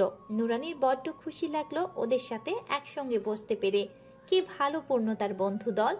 ও একটা সামান্য গেও কাজের মেয়ে, কিন্তু ব্যবহার করছে সঙ্গীর মতো। আড্ডা বেশ জমে উঠেছে। কিছুক্ষণ পর নুরানি বলে ওঠে, আপা, আপনার লগে জিন আছে মনে হয়, নাইলে এই গাড়ি একটু আগেই আপনার টক্কর দিতে লইছিল, এখন এইটা মোয়ার মতো ভাঙচুর করছে কে? নুরানির কথা শুনে সবাই এক পলক পূর্ণতার দিকে তাকালো। আয়মান প্রশ্ন ছুড়েই ফেলল, পূর্ণতা, ইজ দিস ট্রু? তোর সাথে সিরিয়াসলি প্যারানর্মাল কিছু আছে? পূর্ণতা আসর ছেড়ে রুমের ভেতর থেকে কি যেন এনে আবার আসরে বসতেই ওদের সামনে হাতের তালু এগিয়ে বলল, এটা দেখে কোনো অ্যাঙ্গেলে তোদের প্যারানর্মাল কিছু মনে হয়? চেক করনি? শ্রেয়া ভালোভাবে চোখ বুলাতেই হঠাৎ চোখ অস্বাভাবিক হারে বড় করে ফেলল। পূর্ব তোকে ফলো করছে, কি সাংঘাতিক দোস্ত, এখানে পূর্বের নাম। শ্রেয়ার হাত থেকে রিংটা নিয়ে অ্যানালাইসিস করে আয়মান ভাবুক চিন্তিত গলায় বলে উঠল, কেউ তোকে সামান্য টিজ করতে না করতে ওই পূর্ব পশ্চিম কাউকে ছাড়ে না। বাহ রে বাহ, ইন্টারেস্টিং প্রেমিক তো। পূর্ণতা খপ করে হাত থেকে চাবি রিং নিয়ে গম গম গলায় বলল, উনি এখনো আমার প্রেমিক হয়নি ফাজিল, খবরদার ওনাকে নিয়ে তাচ্ছিল্য করে হাসবি না। লে বেটা, প্রেমিক না হতেই প্রেমিকের তরফদারি শুরু। কেমন গিরগিটির মতো রে তুই। এমনি রং বদলাবি হারামখোর? শ্রেয়া, পূর্ণতার, আইমান তিনটা এক ক্যাটাগরির হলেও রাজীব তন্মধ্যে কিছুটা ভিন্ন। ওরা যখন তর্কযুক্ত মগ্ন তখন রাজীব পূর্বের কমরেড হওয়ার সাথে কিছু বিষয় নিয়ে ভাবতে ব্যস্ত। পূর্ব যেহেতু কমরেড, তার মানে অবশ্যই সে নামি দামি শিক্ষা প্রতিষ্ঠান থেকে রাজনীতির হাত মিলিয়েছে। বর্তমানে তুখর লেভেলে আছে ঢাবি ক্যাম্পাস। এই পূর্ব আবার অনিশার প্রাক্তন ছিল। অনিশার সাথে এক ভার্সিটিতে পড়তো। অনিশা পড়তো ঢাবিতে, অনিশাও পূর্ব সেম ভার্সিটি। তার মানে পূর্ব ঢাবিতে পড়ছে। রাজীব সব লজিক এক রেখায় কালেক্ট করে লাফিয়ে বলে উঠল, পূর্ব ডাবির স্টুডেন্ট, পূর্ব ডাবিতে পড়ছে, ও ওখানকার কমরেড। লজিক বুঝছিস? আনিশা আপু আর পূর্ব সেম ভার্সিটি। রাজীবের কথায় শরীর ঝাঁকা দিয়ে উঠল পূর্ণতা। শ্রেয়া বিস্কুটে কামড় দেয় ভুলে গেলে এই নিউজ শুনে। আইমান মুখ ভর্তি পানি নিয়ে ভুভু করে সব পানি বারান্দা দিয়ে ফেলে দিয়ে দিচ্ছে। হইচই করা আড্ডা মহলটা নিমেষেই নীরবতার চাদরে গুটিয়ে গেল। রাজীব ঠোঁট থেকে হাসির পরশায় একটু একটু করে সরিয়ে বলে উঠল, তোরা লঙ্গি ডান্স দিবি না? পূর্বের ইনফরমেশন বের করছি তো। তিনজন এখনো তাল সামলাতে পারছে না। রাজীবের দিকে পুতুল নাচের মতো এক ধ্যানে তাকিয়ে আছে। রাজীব হাসি উড়িয়ে মুখে ভেঙচি কেটে মোড়ায় বসে পড়ল। ওর এই নিউজ শুনে সবাই উড়াধুরা লুঙ্গি ডান্স দিয়ে ইয়াহু ইয়াহু পাগলের 3 নাম্বার স্টেজের মতো লাফাবে। তা না উল্টো সবগুলো মরার মতো তাকিয়ে আছে। কাটায় কাটায় 3 মিনিট পেরুতেই চিৎকার দিয়ে শীষ বাজিয়ে শ্রেয়া, আইমান, পূর্ণতা নাচতে লাগলো। আইমান নাচতে নাচতে বলল, মুন্নি বদনাম হুই ডার্লিং তেরে লিয়ে। আইমানের ফাটা গলায় বেসুরো গানের মধ্যে শ্রেয়া কালো স্কার্ট দুহাতে ধরে লুঙ্গি ডান্স নাচছে। পূর্ণতা হাততালি দিয়ে হরদমে নাচানাচি। রাজীব একবার শ্রেয়ার দিকে তো একবার আইমানের বলদের মতো নাচের দিকে তাকাচ্ছে। পূর্ণতার তালি বাজিয়ে নাচটা দেখে মুগ্ধ হয়ে গেল শেষে। কতদিন পর পূর্ণতা খিলখিল করে হাসছে। কি মারাত্মক সেই খিলখিলে হাসি! উজ্জ্বল গাল দুটোতে কি অদ্ভুত লাবণ্য ভেসে উঠেছে আজ। পূর্ণতার মায়ার ডাসা চোখ দুটো ডার্ক সার্কেলের মধ্যেও অদ্ভুতভাবে চকচক করছে। বাতাসের ঢেউয়ের মতো উঠছে কালো মেঘের সুন্দর চুলগুলো। থুতনিতে গর্ত হয়ে আরেকবার প্রেমে ভাসবে ওর ছন্দময় মিষ্টি হাসি দেখে। মেয়েদের হাসির সবচেয়ে বড় গহনা, সবচেয়ে দামি অলংকার। এই একটি অলংকার পুরুষ কখনো কিনে নিতে পারবে না, কুড়িয়ে দিতে হয়। মিষ্টি হাসির রাজ্য থেকে সুখের বাহরে করে এই হাসির আমদানি করতে হয়। রাজীব বুকের ভেতর প্রচুর ব্যথা অনুভব করলো। অসহনীয় একটা ব্যথা। এই ব্যথা কাউকে দেখানো যায় না, শব্দ দিয়ে ব্যাখ্যা করা যায় না, শুধু চোখের ভাষায় কাউকে অনুভব করানো যায়। আফসোস, সেই মানুষটা রাজীবের চোখের ভাষা পড়তে পারল না। রাজীব খুব অসহায়। ঠোঁটে মিথ্যে হাসি প্রসার ঘটিয়ে আমেজপূর্ণ নাচের মধ্যে পূর্ণতার উদ্দেশ্যে কিছুটা অন্যমনস্ক হয়ে বলল, তোকে খুব সুন্দর লাগছে পূর্ণতা, একদম রূপকথার কিশোরীর মতো।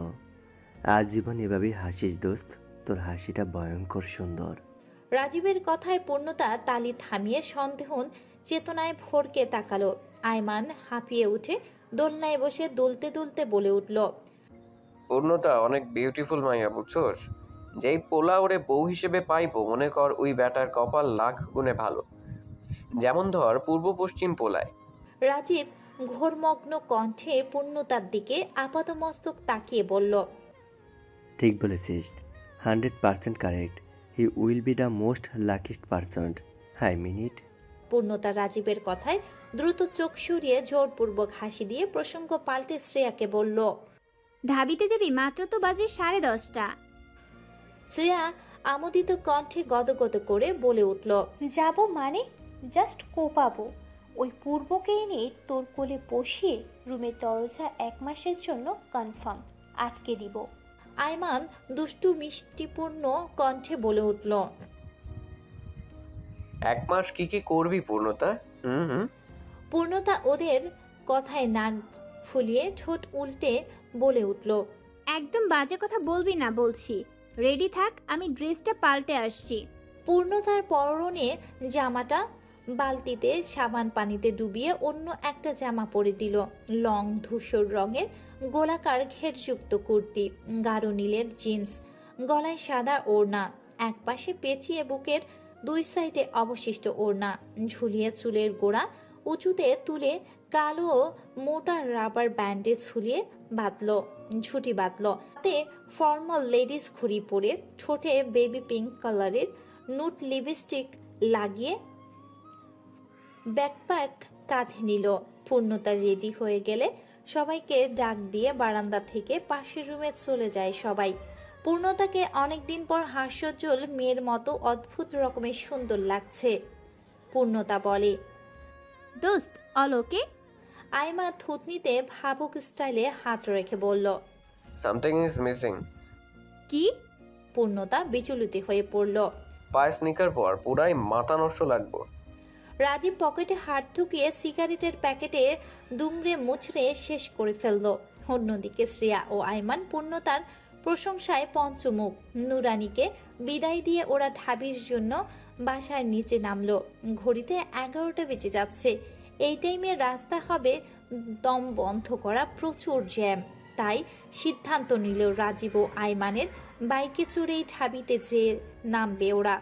মেইন সড়কে জ্যাম দেখলেই অলিগলি ধরে এগুতে পূর্ণতা আইমানের বাইকে উঠল এবং শ্রেয়া উঠল রাজীবের বাইকে। ঘড়ির সময় 12টা 33 হলে ঢাবির বিরাট বড় সম্মুখে গেটের সামনে ওরা নামে। না, আজ কোনো ওয়ে নেই আউট স্টুডেন্ট হিসেবে ভেতরে ঢোকার। রাজীব এমন হুটহাট সিচুয়েশনে সলিড আইডিয়া দিতে পারে। আল্লাহ, এই ছেলেকে কঠিন মুহূর্তের জন্যই সম্ভবত ওদের বন্ধু বানিয়েছে। রাজীব ওদের বলল, শোন সব, দারোয়ানকে আমি টাকা খাইয়েছি, সে আমাদের ব্যাপারে কাউকে কিছু বলতে যাবে না। আমরা নর্মাল স্টুডেন্টের মতোই এন্ট্রি করব এবং পূর্বকে খুঁজব। আর একটা কথা, পূর্বের নাম ধরে কেউ ডাকিস না, ভাই বলবি নাইলে বস, বুঝছিস? রাজীবের কথা মতো আমরা সবাই পূর্বকে খোঁজার জন্য মিশনে নেমেছি। শ্রেয়াও আমি এক টিম হয়ে বিশাল মাঠে পই পই খুঁজে চলছি। আয়মান ও রাজীব বিভিন্ন একাডেমি ভবনে চিরুনি অভিযান চালাচ্ছে। এই ভার্সিটির মাঠ এত বড় যে বাংলাদেশের বিরাট মানচিত্রের একখণ্ড অংশ যেন এখানেই জায়গা পেয়েছে। হেঁটে হেঁটেও শেষ করতে পারি না, এত বড়। শ্রেয়ার ফর্সা মুখটা লাল কৃষ্ণচূড়ার মতো হয়ে উঠেছে, কপালের ঘামের অজস্র কণা লেপটানো। শ্রেয়া তৃষ্ণার্ত পথিকের মতো কোমরে হাত রেখে বাম হাতের তালুতে কপাল মুছছে, বলল, একটু বিশ্রাম নিয়ে আবার খুঁজি। আচ্ছা, আমরা একজনকে জিজ্ঞেস করতেই সে বসার জায়গা হিসেবে একটা ভবনের নিচতলার রুম দেখিয়ে দেয়। আমরা রুমে ঢুকে লো বেঞ্চের উপর বসে হাই বেঞ্চে ব্যাকপ্যাক রেখে দেখি আমাদের চারপাশে অনেক মেয়ে এখানে চুটি আড্ডা দিচ্ছে। ঠিক কিছুক্ষণ পর আমাদের পাশের বেঞ্চে থেকে শুনতে পেলাম কানাঘুষার স্বর। পূর্বকে আজ দেখেছিস? হোয়াইট টি শার্টে পরে এসেছে। শ্রেয়া পানি খেতে ব্যস্ত, কিন্তু আমি কান সজাগ রেখে সবটা শোনার ট্রাই করছি। আরেকজন বলে উঠল, পূর্ব আজও একজনকে পিটাচ্ছে। তৃতীয় তলায় থাকা কি মুশকিল? ছেলেটা কি নিদারুণ চিৎকার, রদ দিয়ে পেটাচ্ছে। আমার রক্ত টকবক করে উঠল। পূর্ব কাউকে মারছে? রড দিয়ে মারছে? প্রথম মেয়েটার কণ্ঠস্বরে অসহায়ত্ব প্রকাশ পেল। আমার খুব কষ্ট হয় এইগুলো শুনলে। একটা ছেলে শুধু শুধুই পলিটিক্সে যোগদান করে নিজের লাইফটা হেল করছে। এখন দেখ, যে ছেলে নিজের প্রফেশনাল লাইফের দিকে ঝুঁকবে সে একটা অনিশ্চিত জীবনের দিকে এগোচ্ছে। এগুলো কি ঠিক? পূর্বকে কেউ বোঝানোর মতো পারসন এখনো দেখেছিস ক্যাম্পাসে? ওই আনিশাও তো টিকতে পারো না, শুনলি না ফ্যামিলি বাড়াবাড়িতে শেষে বিয়ে করে ফেলেছে। আনিশা আপুর কথা উঠতে দেরি, হঠাৎ একদল ছেলের হইচই মিছিল সিঁড়ি দিয়ে আসতে দেরি হলো না। সবাই টনক নড়ার মতো সিট ছেড়ে রুম ত্যাগ করতে তৎপরত হলো। আমাকে ও শ্রেয়াকে বসে থাকতে দেখে একজন এসে অস্থির গলায় বলল, গাধার মতো বসে আছো কেন? পূর্বের সাঙ্গপাঙ্গ দেখার আগে পালাও। আমি কৌতূহল বসে জিজ্ঞেস করলাম, পালাবো কেন? ওরা মেয়েদের গায়ে হাত তোলে।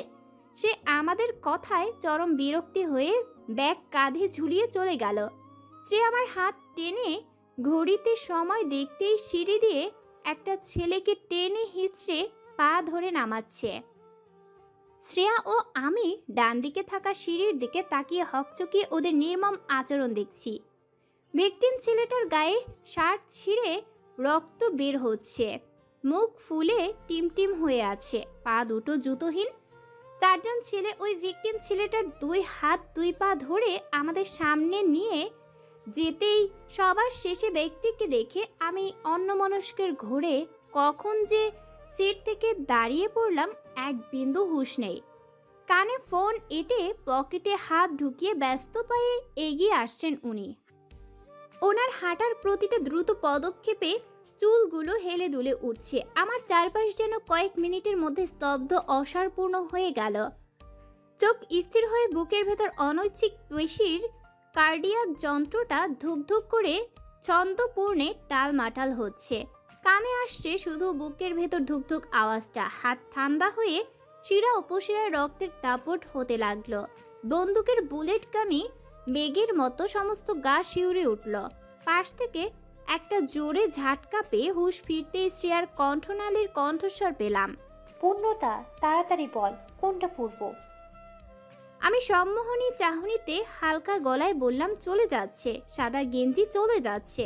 শ্রেয়া আমার উত্তর পেয়ে ঝড়ের বেগে পূর্বের সামনে চেয়ে কাকতারুয়া ভঙ্গিতে বলে উঠল, স্যাট আপ, যাবেন না? আপনি পূর্ব না? চলুন আমার সঙ্গে, কথা আছে। পূর্ব কপালে তীক্ষ্ণ রেখায় ভাঁজ ফেলে কান থেকে ফোন নামিয়ে মেয়েটাকে চেনার চেষ্টা করলো। এটা মেয়ে পূর্বের রাস্তা আটকে দিয়েছে দেখে এগিয়ে যাওয়ার দলবল শ্রেয়ার সাথে খারাপ কিছু করার জন্য পা বাড়ালে পূর্ব চোখ দিয়ে ইশারা করলো। ওরা চারজন সম্মিলিত চাহনিতে আজ্ঞাপন পালনের মতো চলে গেল। শ্রেয়া পূর্বের হেলদোল না দেখে পূর্ণতার হাত ধরে পূর্বের সামনে দাঁড় করিয়ে বলল, পূর্ণতার ডিসক্রাইব মতে কোচ আর্টিস্ট যে ছবিটা এঁকেছে সেটা সম্পূর্ণ আপনার ফেসের হুবহু। আপনিই পূর্ণতার সেই কল্পপুরুষ, ঠিক বলছি না? এই নিন আপনার মালপত্র, আমি বাইরে যাচ্ছি। শ্রেয়া বাইরে চলে গেলে পূর্ব পূর্ণতাকে গম্ভীর ভঙ্গিতে চোখ ছোট করে দেখতে থাকে। পূর্ণতার ভেতরে ঝড়ের তাণ্ডব বয়ে যাচ্ছে পূর্বকে দেখে। এই সেই পূর্ব যে ওকে অজানা রাস্তা থেকে তুলে এনে সেবা করেছে।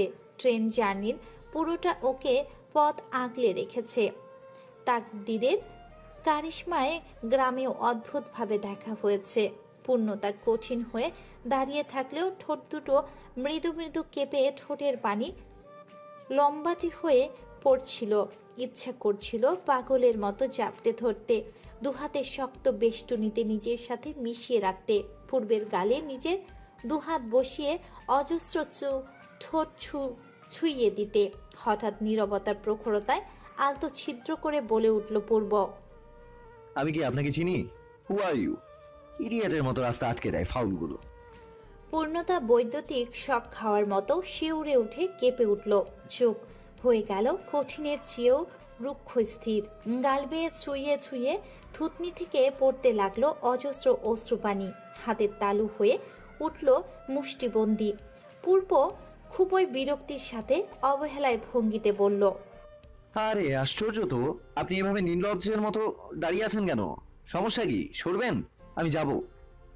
পূর্ণতার কঠোর হয়ে শক্ত চাহনিতে মূর্তির মতো দাঁড়িয়ে থাকলে পূর্ব ওকে পাশ কাটিয়ে চলে যায়। পূর্ব দরজার কাছে যাওয়ার আগ মুহূর্তে হঠাৎ স্তব্ধ গলায় বলে ওঠে পূর্ণতা,